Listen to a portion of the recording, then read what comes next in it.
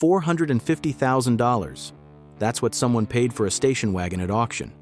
Not a Ferrari, not a Shelby Cobra, a station wagon. The kind of car your mom drove to pick you up from Little League, except this one had a race-prepped V8, acid-dipped bumpers, and no heater. Pontiac engineers built it on Christmas Eve while their bosses weren't looking. And there's a Cadillac on this list with a glass viewing roof that might be worth even more if anyone could find one for sale.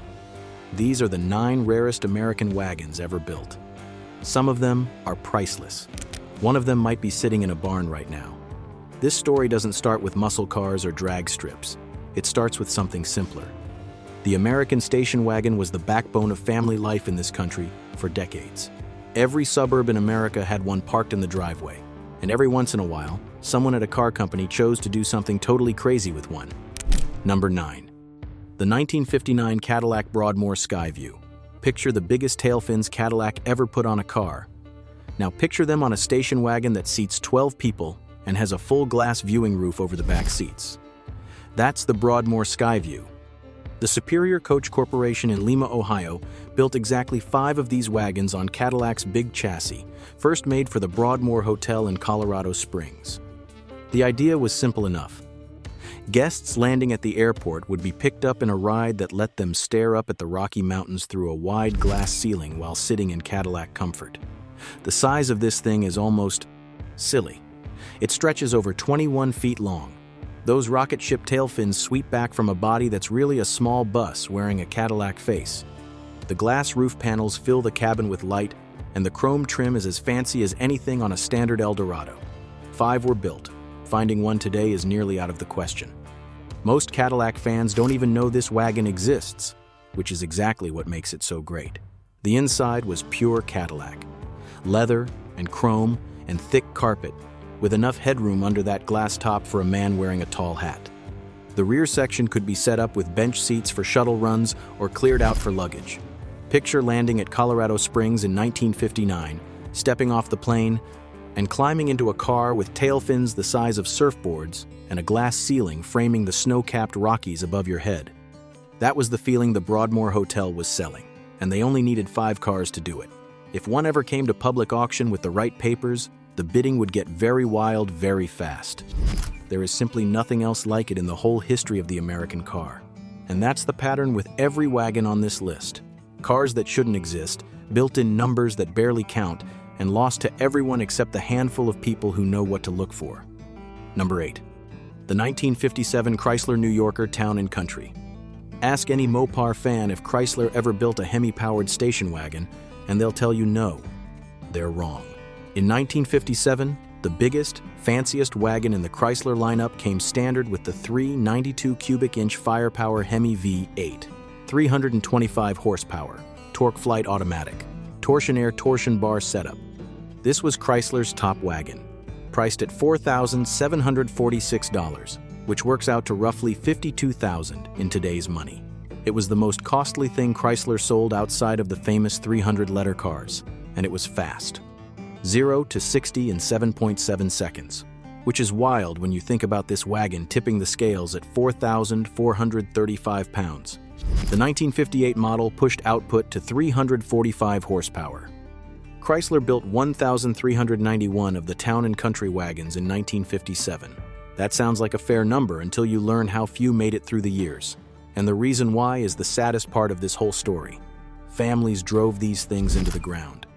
They hauled kids and food and camping gear and boat trailers and everything a growing American family needed to move across state lines for summer trips. The Town & Country was a workhorse, not a showpiece. Nobody in 1957 looked at a station wagon and thought, I should keep this in a clean garage. They drove them until the bodies rusted out and the engines wore through their bearings, and then they sent them to the junkyard like every other used-up wagon. In 1957, nobody saw a station wagon as something worth saving. These were tools. You used them, and you moved on. The 426 Street Hemi that came along in the mid-60s was never put in a wagon from the factory. That means these 1957 and 1958 firepower wagons are the only true factory Hemi-powered station wagons ever made. Period. Hagerty values a number 3 shape example at around $32,800. But similar cars have shown up at dealers and auctions in the $55,000 to $81,000 range. The real test isn't paying for one, it's finding one that hasn't been crushed. Now, from one piece of lost 50s tech to another. Number 7. The 1957 Chevrolet Nomad with Rochester fuel injection. The Nomad was already the priciest car in the whole Chevrolet lineup at $2,857. It was gorgeous. That sloping hardtop rear window, the chrome spears down the tailgate, the two-tone paint. Only 6,103 Nomads were built in 1957, the lowest count of all 3 Tri-5 Nomad years. And of those 6,000 cars, about 109 left the St. Louis plant, with something almost nobody was brave enough to order. Rochester fuel injection. This was the system that made car history. 283 horsepower from 283 cubic inches. 1 horsepower per cubic inch. That was a mark that mattered a great deal in 1957. The fuel injection option cost $550, which was a big chunk of money back then, and the tech was brand new and touchy. Fuel siphoning was a steady headache. Hydro-lock could kill the engine if you weren't careful. The problem scared buyers right back to a good old 4-barrel carburetor. So, only about 109 Nomad buyers checked that option box on the order sheet. One Fueli Nomad is more famous than all the others put together. The Showmad was built under GM Work Order 17,792-1C for the 1956 and 57 Auto Show Tour. It carried early fuel injection unit number 102, the sister unit to number 101 from the Super Sport Corvette show car. This was the showcase piece for Chevrolet's newest tech, touring from city to city under spotlights. Decades later, it was found on a used car lot in southern Alabama, with 106,000 miles on the clock and the factory seat plastic still in place. Someone had been daily driving a GM show car for years, without knowing what they had. The Showmad crossed the block at Meckham, Kissimmee, in January 2025, and sold for $105,000. That was well below the $175,000 to $300,000 range the auction world had expected. A regular restored Fueli Nomad usually goes for $150,000 to $250,000 based on its papers. That Mecum result might turn out to be one of the biggest deals of the decade. The next wagon on this list is a real Cobra jet muscle car hiding in a family hauler body, and almost nobody remembers it was ever made. Number 6. The 1971 Ford Torino Squire with the 429 Cobra jet. Ford's 429 Cobra jet engine needs no intro to anyone who grew up around muscle cars. It powered the Torino Cobra. It powered Boss Mustangs. 370 horsepower and 450 pound-feet of torque through a C6 3-speed automatic in wagon form. When you heard a 429 CJ at full throttle, the sound stayed with you. In 1971, about 40 Torino Squire wagons got the real code, 429 Cobra jet. Not the toned-down Thunderjet version Ford dropped into the big sedans and LTDs. The real thing. The hot engine with the better flowing heads and the sharper camshaft. Total Torino Squire output that year was 15,805 wagons. 40 of them got the CJ. That's a take rate so tiny it barely shows up in Ford's own records. Think about that. Out of nearly 16,000 Torino Squires rolling off the line, only 40 buyers walked into a Ford dealer and checked the Cobra jet box on the order form. Papers exist with Marty reports proving factory 429 CJ gear, and at least one changed-up survivor turned up with a shaker hood scoop and a Holman Moody cam bolted in, which tells you someone knew exactly what kind of wagon they owned and chose to push it further. After 1971, the 429 CJ was cut from the lineup for good. These are a one-year only deal. Current values sit between $25,000 and $50,000. For a real, numbers-matching Cobra jet in any body style, that's almost giving it away. Number 5. The 1970 Oldsmobile Vista Cruiser 442 W30.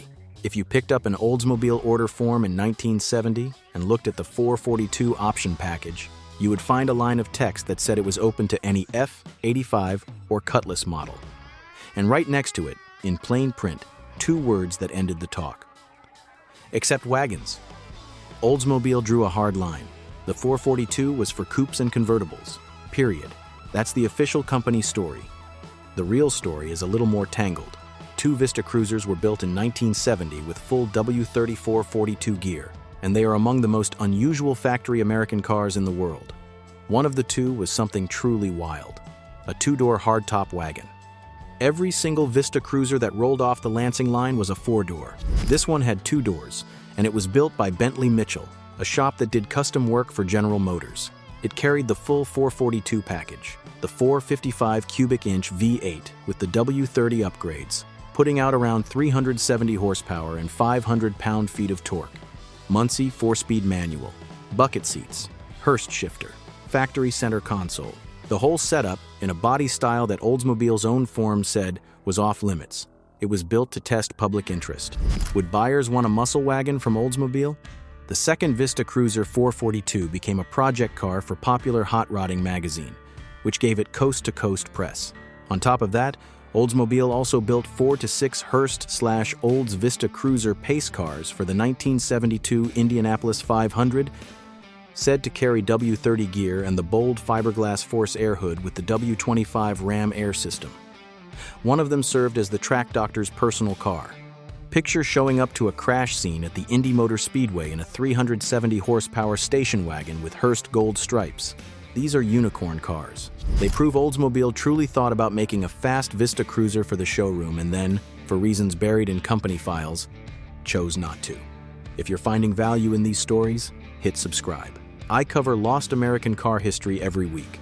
By 1963, the Studebaker Corporation in South Bend, Indiana was running on fumes and nerve in roughly equal measure. The company was losing cash, losing dealers, and watching its share of the market fade month by month. And somehow, in the middle of a money crisis that would kill the brand within 3 years, Studebaker built one of the cleverest wagons anyone had ever seen. Number 4. The Studebaker Wagonaire R2 Supercharged. The Wagonaire's main trick was a sliding rear roof section that pulled backward to create a fully open cargo area. You could haul a fridge standing upright in this thing. You could load lumber, chairs, Christmas trees, anything that wouldn't fit in a normal wagon. No other American wagon had anything like it in 1963, and nobody would try the idea again until GMC built the Envoy XUV in 2004. 41 years later, the standard Wagonaire was smart. The R2 Supercharged version was close to insane. Studebaker took the exact same Paxton Supercharged 289 cubic inch V8 from the Avanti, the engine that had just pushed Andy Granatelli's Avanti to 168 miles per hour on the Bonneville salt flats with stock parts inside, and dropped it into a family wagon with a sliding roof panel. 289 horsepower and 335 pound-feet of torque in a car built to haul your kids to school and your stuff to the new house. Fewer than 50 Wagonaires got the R2 Supercharged engine across the whole run, and some Studebaker experts think only 15 were ever put together with the supercharger. 4-speed manual, and sliding roof all at once. That might make it the single rarest factory wagon from any small American car maker. The sliding roof was great on paper and awful in real life. It leaked, badly. Rain found its way in. Car wash water poured through the seals. Even heavy morning dew would leave pools on the cargo floor. That steady problem crushed resale values and wiped out survival rates faster than rust ever could. Owners got tired of the leaks, traded the cars in for pennies, and most were junked without a second thought. Total Wagonaire output dropped from nearly 12,000 units in 1963 to just 940 in the final year of 1966, by which point the factory had moved to Hamilton, Ontario, with Chevrolet engines replacing the Studebaker ones. A base Wagonaire might cost you $3,000 to $15,000 today. A proven R2 Supercharged example with the sliding roof and 4-speed could go for $50,000 to well over $100,000. The trick is finding one that still exists. Number 3. The 1973 Chevrolet Chevelle SS 454 wagon. From 1964 all the way through 1972, Chevrolet never once offered the Supersport package on a Chevelle wagon. 8 straight years. Then, for one single model year, 1973, the RPO Z15 SS package suddenly showed up as an option on the new Colonnade body Malibu wagon. About 71 of those wagons left the factory with the LS4 454 cubic inch V8 under the hood. The timing was either perfect or heartbreaking, depending on how you see it. The only SS Chevelle wagon ever made showed up in the exact same year the muscle car era fell apart. That once mighty 454 had been dialed back from a roaring 450 gross horsepower in the 1970 LS6 all the way down to a net rated 200 45 horsepower by 1973, choked by smog gear while the Arab oil embargo waited just months away. The SS package still looked the part though. Black grille with SS badge, sport stripes, 14x7 rally wheels, 70 series raised white letter tires, SS markings front, rear, and on the steering wheel. It had the look and the stance. It just didn't have the punch its older brothers carried under the hood. 71 wagons, one model year, the last SS Chevelle of any kind, in any body style.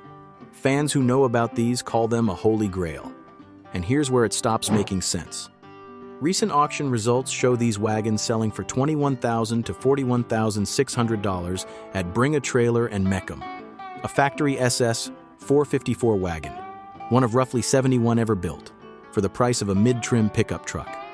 Stack that against a 1970 Chevelle SS 454 coupe, which often sells for $60,000 to over $100,000 in the same shape, and the wagon market looks like it's still sleeping. That is maybe the most underpriced car in the whole muscle car world right now. If the Chevelle coupe crowd ever fully catches on to the wagon, those prices won't stay low for long. Somebody is going to get very lucky, and somebody is going to wish they'd bought one sooner. Number 2. The 1967 Ford Country Squire 428 4-speed. Vincent Bowling walked into Studebaker Ford in Miamisburg, Ohio, and told the salesman exactly what he wanted. A full-size Country Squire wagon with the 428 cubic inch Thunderbird Special V8 and a 4-speed manual stick shift. He also wanted bucket seats and a center console. The salesman sat down at the order screen and tried to send it in. Ford's system turned down the mix right away. That engine, that gearbox, those cabin options, none of it was offered on a wagon. The computer said no. So the dealer did something bold. He picked up the phone and called Ford Vice President Lee Iacocca straight. Iacocca heard the request and asked one question. If a Galaxy sedan or convertible can have the 428 and a 4-speed, why can't a wagon? He okayed the build on the spot. One car was put together at Ford's Lorain, Ohio plant. The Q code 428 made 345 horsepower and 462 pound-feet of torque, fed through a top-loader 4-speed manual gearbox. It came loaded. Power steering, power brakes, power windows, power seats. AM/FM radio, factory air, bucket seats with a center console. And in the far back, a third-row jump seat for the kids. A Marty report proves this is the only Country Squire ever built with the 428 and 4-speed combo. One of one. Out of every single Country Squire Ford made in 1967, across every plant, every color, every option mix, this is the only one with that drivetrain. It is, by any fair measure, one of the most important Ford wagons around. The car later ended up with Tom Cotter, the host of Haggerty's Barn Find Hunter television show, who put in Phi-Tech, fuel injection, and Willwood disc brakes while keeping the original paint and wear marks in place. Cotter listed it on Bring a Trailer in May 2020, and it sold for $47,750 with 28,000 miles on it. A one-of-one Ford wagon, okayed in person by Lee Iacocca, with a Marty report backing up its one-off status, for less than the price of a loaded new SUV. Current guesses place the value between $50,000 and $75,000, and honestly, that still feels low for what this car stands for. Number 1. The 1963 Pontiac Tempest Super Duty wagon. This is the rarest factory speed wagon in American history, and the story behind it plays out like a heist movie. In late 1962, the leaders at Pontiac's engineering shop learned that GM's head office was about to drop a total ban on all factory work and racing. The carmakers group had been pushing the big companies for years, and GM was about to give in. Starting January 24, 1963, there would be no more factory race cars, no more speed parts programs, and no more official drag strip backing. The order was coming, and everyone at Pontiac knew the clock was running. So over the Christmas break, while the front offices were empty and the higher-ups were at home with their families, a small team at Pontiac Engineering got to work. They put together 6 Tempest station wagons and 6 Le Mans coupes, and into each one they dropped the mighty 421 cubic inch Super Duty V8. Dual 4-barrel carburetors, 12-to-1 squeeze ratio, listed at 405 horsepower on paper, but dyno testing later showed the real output was closer to 465 to 500 horsepower. These weren't street cars with a fast option. They were purpose-built drag racing rigs wearing grocery getter shells. The wagon body was picked on purpose, and the thinking was sharp. The compact Tempest used a unique rear-mounted transaxle layout that gave it near-perfect 50-50 weight balance. Putting the heavier wagon body on that setup added weight over the rear axle, which greatly helped launch grip at the drag strip. The engineers went further. They acid-dipped the chrome bumpers to eat away metal and cut weight. They bolted on light aluminum front body panels. They ripped out the radio, the heater, all the sound-deadening stuff, and the spare tire. Every ounce counted. The finished car weighed roughly 3,300 pounds and ran low 12-second quarter miles at speeds past 115 miles per hour. Wild Bill Shrewsbury clocked a 12.04 at 116.29 miles per hour at the 1963 NHRA Winter Nationals in Pomona, California. Arlen Vanke pushed even harder and held the A/FX class record at 11.89 seconds at 123.11 miles per hour. From a station wagon, a compact station wagon with a back seat and a cargo area. All 6 wagons were painted cameo ivory with blue bucket seat cabins. They were shipped out to private drag racers across the country before the ban kicked in on January 24th. John DeLorean and Pete Estes were running Pontiac at the time. Mickey Thompson was one of the racers waiting for a car. The engineers had pulled it off. 6 grocery getter bodies with race car hearts snuck out the factory door during the Christmas break before the suits could come back to work and kill the whole program. Of those 6 wagons, only one is known to survive today. It's called the Union Park wagon, first raced out of a dealer in Union Park, Maryland. Over the decades, it passed through the Randy Williams collection and later the Dana Meckham collection, building famous status among Pontiac fans along the way. At Meckham's 2010 Spring Classic auction, the hammer fell at $450,000. Current guesses put the value past $500,000. The other 5 wagons? Nobody knows what happened to them. They could have been wrecked at the strip, taken apart in someone's garage, or crushed at a junkyard decades ago. Or one of them could be sitting under a tarp in a barn somewhere in Maryland or Pennsylvania, waiting. That thought is what keeps Pontiac fans up at night. $450,000 for a compact station wagon, built on Christmas Eve by a handful of engineers who knew they had exactly 31 days to get their cars out the door before the rules changed for good. That $450,000 station wagon started out looking like something you'd park at a Piggly Wiggly. Nobody gave a compact wagon a second look in 1962. That was the whole point. The engineers at Pontiac understood what the guys at Ford and Chrysler and Studebaker and Oldsmobile all got too. A wagon was the perfect cover. And for one brief window in American car history, a handful of bright, stubborn people slipped amazing cars through the cracks. They broke the rules. They made phone calls they likely shouldn't have. They worked holidays. And they built cars that were never meant to exist. Most of these wagons were forgotten the day they left the lot. Some were driven until the floors rusted through and then dragged to the junkyard without a second thought. A few lived on in barns and garages and private stashes, tucked away by owners who either knew what they had or simply couldn't bring themselves to let go. And today, these 9 cars sit at the strangest fork in the car world. One of them is worth $500,000. Another, just as rare, costs less than a new sedan. The market hasn't caught up to these cars yet. The coupes and ragtops from this era get all the buzz, all the covers, all the record auction prices. The wagons just sit there, quietly, with the same engines, the same craft, the same rarity, and a sliver of the price, which means right now, today, there might still be time. Era get all the buzz, all the covers, all the record auction prices. The wagons just sit there, quietly, with the same engines, the same craft, the same rarity, and a sliver of the price, which means right now, today, there might still be time. YouTube thinks you'll like this video right here. Click it. And if you made it to the end, subscribe. I'll see you in the next one.